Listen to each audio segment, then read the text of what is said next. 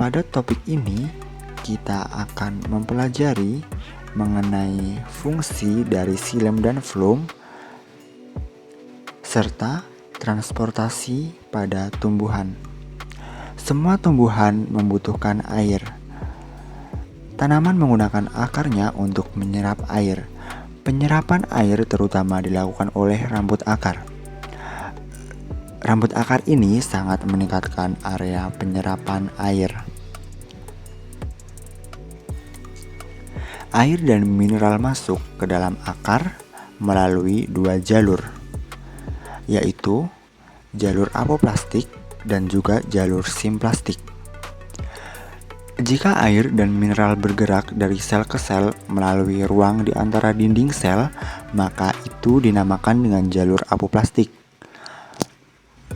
Sedangkan jika jalur simplastik, maka air dan mineral bergerak melintasi sitoplasma dan akhirnya mencapai ke xilem.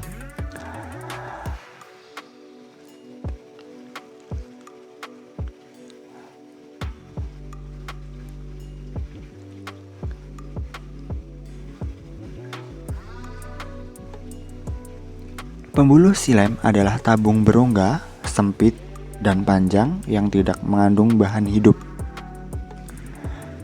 Xilem mengangkut air dan nutrisi mineral terlarut dari akar ke bagian lain dari tanaman. Sekitar 95% air yang diserap hilang melalui stomata yang ada di daun. Proses ini dikenal dengan transpirasi. Jumlah stomata lebih banyak pada permukaan bawah daun. Jika transpirasi terjadi sepanjang hari, maka akan terjadi kehilangan air yang besar. Hal ini dikendalikan oleh mekanisme pembukaan dan penutupan stomata yang terjadi pada siang hari, di mana air masuk ke dalam sel penjaga bersama dengan ion kalium.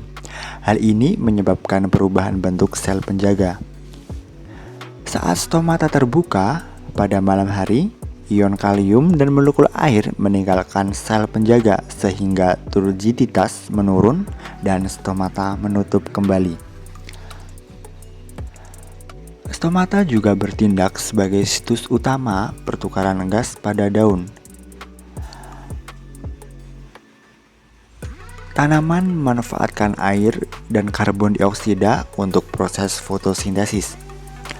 Glukosa yang terbentuk selama proses fotosintesis diangkut ke bagian lain dari tubuh melalui sel floem.